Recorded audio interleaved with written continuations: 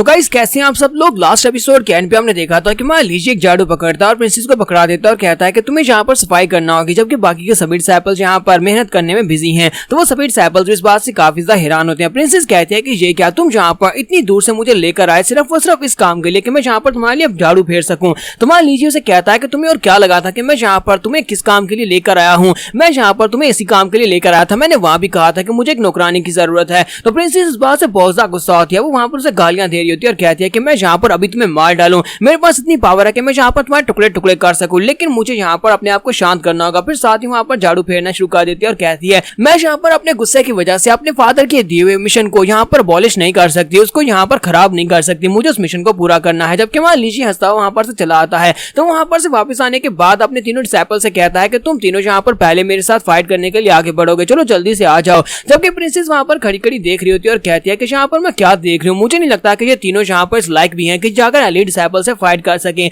तो जैसे वो तीनों वहां पर अपने अपने ओरा को रिलीज करते हैं तो ये देखकर वो काफी हैरान होती है और कहती है कि आखिर इन लोगों के ओरा के साथ मसला क्या है, इनका ओरा इतना ज्यादा कैसे हो सकता है। इन तीनों को देखकर तो लगता है कि जैसे ये अपनी बॉटल नेक के ऊपर पहुंच चुके हैं, यानी बहुत ही जल्दी ट्रू फेट राम में पहुंचने वाले हैं और ये भी इनर डिसाइपल्स के बराबर पहुंच जाएंगे। मुझे नहीं लगता कि आउटर डिसाइपल्स के पास इस किस्म की पावर्स होती हैं। आखिर इस लड़के ने यहाँ पर कौन से मेथड को यूज करते हुए इन लड़कों को इतना बेहतर बना दिया है। तो इसी के साथ ही वो तीनों अटैक करने के लिए आगे बढ़ते हैं, तीनों एक साथ अटैक करते हैं। तो मान लीजिए कहता है कि आज तो तुम तीनों यहाँ पर बहुत ही अच्छे से अटैक कर रहे हो, तुम तीनों को पता है कि कहां पर अटैक करना है और किस जगह के ऊपर से वार करना है। तो फैंग उसे कहता है कि हमारे पास आज यहाँ पर एक डिस्टिंग्विश्ड गेस्ट है, हमें प्रिंसेस के सामने यहाँ पर अपने आप को बेकार साबित नहीं करना, बल्कि हमें यहाँ पर प्रिंसेस को दिखाना है कि हम लोग कितने अच्छे हैं। तो मान लीजिए कहता है कि मैं पहले यहाँ पर कह चुका हूँ कि वो कोई प्रिंसेस नहीं है, बल्कि आज की बात से वो एक नौकरानी है। और क्या तुम्हें वाकई में लगता है कि तुम एक नौकरानी को इंप्रेस करने के लिए यहाँ पर अपने मास्टर के साथ अच्छे से फाइट करके दिखाओगे। तो प्रिंसेस वहां पर अभी भी चलाकर उसे कह रही होती है बकवास बंद करो, मैं कोई भी नौकरानी नहीं हूँ, बल्कि मैं एक प्रिंसेस हूँ, अगर तुमने और ज्यादा एक बार मुझे नौकरानी कहा तो मुझे गुस्सा आ जाएगा। साथ ही वो कहती है कि मुझे यहाँ पर समझ नहीं आ रही कि इस लड़के ने यहाँ पर कोई भी मार्शल आर्ट्स की टेक्निक को यूज नहीं किया, ये लड़का यहाँ पर सिर्फ और सिर्फ अपनी स्टिक को यूज करते हुए उनके अटैक्स को ब्लॉक कर रहा है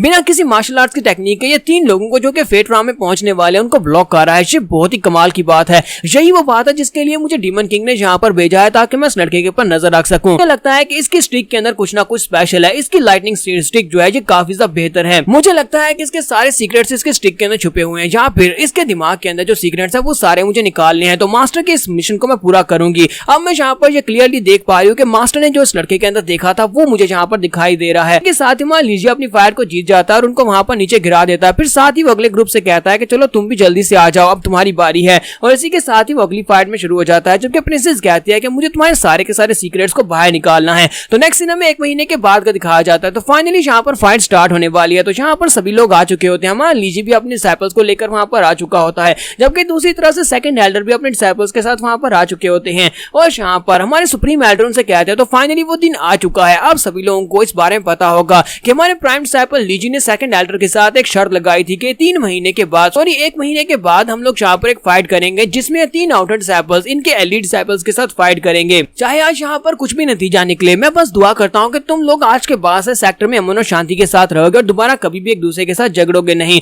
फिर साथ ही वो कहते हैं कि अब यहाँ पर मैं तुम्हें रूल्स के बारे में बता देता हूँ। तो रूल्स ये है कि यहाँ पर 3 बैटल्स होने वाली है, 3 बैटल्स में से जो भी 2 बैटल्स को जीत जाएगा वही यहाँ पर इस फाइट को कंप्लीट विनर होगा। हम लोग यहाँ पर लॉटरी सिस्टम को यूज करते हुए कंटेस्टेंट्स को चूज करेंगे जो कि आपस में फाइट करने वाले हैं। इस फाइटिंग के दौरान तुम लोग हर किस्म के वेपन्स को यूज कर सकते हो, तलवार भाला जो भी तुम यूज करना चाहो तुम उसको यूज कर सकते हो। यहाँ पर सिर्फ और सिर्फ 3 सिनेरियो ऐसे हैं जिनमें आप लोग क्विट कर सकते हैं। पहला सिनेरियो यह है कि आप बहुत ही बुरी हालत में और आपको लगता है कि आप जीत नहीं सकते, आपको वहां पर कहना होगा कि आपने सरेंडर कर दिया, लेकिन उसमें भी यह है कि आपका कैप्टन पीछे से ये कहे कि मेरा स्टूडेंट यहाँ पर सरेंडर कर रहा है, तभी आपको यहाँ पर मैच क्विट करने का मौका मिलेगा, वरना ये फाइट जारी रहेगी। दूसरे नंबर पर यह है कि अगर आप एरिना से बाहर गिर जाते हैं, अगर आप एरिना से बाहर गिर के तो इसका मतलब यह है कि आप इस मैच से बाहर हो गए और आप दूसरा बंदा मैच को जीत जाएगा। और तीसरा सिनेरियो यहाँ पर ये होने वाला है कि अगर आपका ओपोनेंट आपको इतनी बुरी तरह से पीटता है कि आप दोबारा उठकर खड़े नहीं हो सकते, या फिर आप फाइटिंग के दौरान मर जाते हैं, तब भी ये फाइट जो है खत्म हो जाएगी और दूसरा बंदा जीत जाएगा जो वहां पर खड़ा होगा। तो उन लोगों से कहते हैं कि मेरी एक बात को याद रखना कि तुम सभी लोग यहाँ पर फेलो डिसाइपल्स हो और मैंने यहाँ पर इस रूल को प्रोहिबिट नहीं किया, लेकिन इसका मतलब ये नहीं है कि तुम लोग एक दूसरे की जान ले सकते हो, तुम लोगों को यहाँ पर एक दूसरे की जान का ख्याल रखना होगा। सुनने के बाद सेकंड एल्डर उसे कहते हैं कि मेरे प्यारे डिसाइपल्स, क्या तुम लोगों ने यहाँ पर इस बात को सुन लिया? हमारे सुप्रीम एल्डर ने कहा है कि तुम सभी लोगों को एक दूसरे की जान का ख्याल रखना है। तो वो लोग कहते हैं हाँ ठीक है, हम लोग यहाँ पर अपना बेस्ट देंगे। जबकि लिन फी कहता है तो इसका मतलब यह है कि हम लोग यहाँ पर दूसरों की जान ले सकते हैं। तो लिन लियो से कहता है कि हाँ भाई, मुझे भी लगता है कि हमें यहाँ पर उनको जान से मारना करना होगा तभी वो लोग डरेंगे, वरना वो डरेंगे कैसे। तो फिर उसे कहता है कि हाँ बिल्कुल ऐसा ही है, मैं भी यहाँ पर यही सोच रहा हूँ। जबकि हमारा फैंग उन लोगों को देख रहा होता है और कहता है कि इन लोगों की बॉडी के अंदर से बहुत सारा किलिंग इंटेंट निकल रहा है, जैसे कि इन्होंने यहाँ पर सुप्रीम एल्डर की बात का उल्टा मतलब ले लिया और ये हमें मारना चाहते हैं। तो फैंग लीजी से कहता है कि कैप्टन ये लोग तो यहाँ पर हमें जान से मारना चाहते हैं, जरा उनके किलिंग इंटेंट को तो देखो। तो हुरैन भी कहता है कि मुझे लगता है कि मैं बहुत ज्यादा केयरफुल रहने की जरूरत है, ये तो वाकई में हमारी जान के पीछे हैं। जबकि हमारा लीजी उन लोगों से कहता है कि ये तो और भी ज्यादा अच्छा है कि वो लोग यहाँ पर तुम्हारी जान के पीछे हैं, अगर वो लोग तुम्हें मारने से हिचकिचा नहीं रहे तो फिर मुझे लगता है कि तुम्हें भी यहाँ पर खुली आजादी है कि उनको मार सकते हो, तुम उन्हें जान से मार सकते हो। इसी के साथ ही वहाँ पर बेल बजती है। जब बेल बजती है तो पहला लॉट निकाला जाता है और पहले लॉट में यहाँ पर लूजिया की फाइट लिन ली के साथ होने वाली है। तो दोनों ओपोनेंट्स वहाँ पर पहुंच जाते हैं और वहाँ पर उनके सेंटर में उनका रेफरी भी आ जाता है। तो रेफरी उन सभी लोगों से कहता है कि तुम सभी लोग यहाँ पर इसी दिन का इंतजार कर रहे थे, जिस मैच का तुम लोग इंतजार कर रहे थे वो बहुत ही जल्दी यहाँ पर स्टार्ट होने वाला है।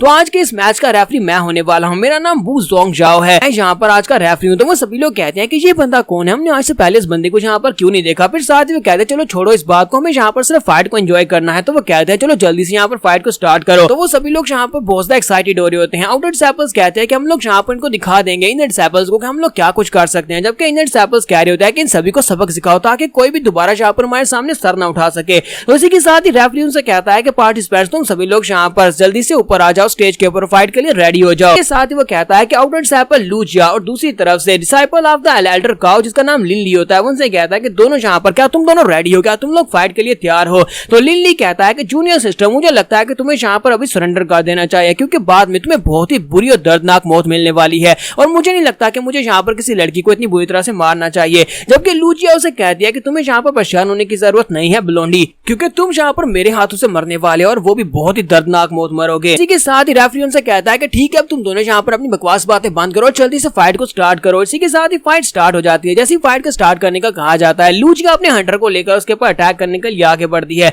वो सबसे पहले उसके ऊपर अटैक करती है। जैसे ही वो उसके ऊपर अटैक करती है तो लिन ली ऊपर की तरफ जंप कर जाता है और उसे कहता है कि लड़की तुम यहाँ पर एक विप को यूज कर रही हो, क्या तुम्हें लगता है कि विप को इस तरह यूज किया जाता है? मुझे लगता है कि तुम्हें यहाँ पर इंसानों के साथ प्रैक्टिस करना चाहिए था, तुम सिर्फ और सिर्फ डमीज के ऊपर प्रैक्टिस कर रहे हो जो कि अपनी जगह से मूव नहीं करते। इस तरह तो तुम जिंदगी में कभी मुझे हिट नहीं कर पाओगे। और इसी के साथ ही हमारी लूजिया जो होती है अपनी उंगली का इशारा करती है और इसी के साथ ही अपनी विप को ऊपर की तरफ मोड़ देती है। जब वो अपनी विप को ऊपर की तरफ मोड़ती है तो इस बात से ली भी काफी ज्यादा हैरान होता है। तो उसकी विप जो होती है पीछे वाली साइड से निकलती है और उसकी कमर की तरफ आगे बढ़ती है। तो ली कहता है कि ये लड़की यहाँ पर अपनी की मदद से अपने विप को कंट्रोल कर सकती है, ये खतरनाक बात है। और पीछे वाली साइड से विप जो होती है सीधी आकर उसकी कमर के ऊपर लगती है, जिससे उसको एक झटका लगता है और इसी के साथ ही वो चिल्लाता हुआ नीचे गिर जाता है। तो हमारी लूजिया उसे कहती है तो तुम्हें क्या लगा था कि मैं यहाँ पर इतनी आसानी से तुम्हारी बातों से डरकर सरेंडर करके चली जाऊंगी? मैंने यहाँ पर अच्छे से प्रैक्टिस की हुई और तुम्हें यहाँ पर हराने वाली हूँ। तो यहाँ पर हम लोग अपने एपिसोड 25 का एंड करेंगे और नेक्स्ट एपिसोड में देखेंगे क्या लूजिया वाकई में यहाँ पर इतनी आसानी से अपने मैच को जीत सकती है। तो एपिसोड की एक्सप्लेनेशन अच्छी लगी हो तो कमेंट करके जरूर बताइएगा। चैनल को सब्सक्राइब कर दे, वीडियो को लाइक और शेयर कर दे। शुक्रिया।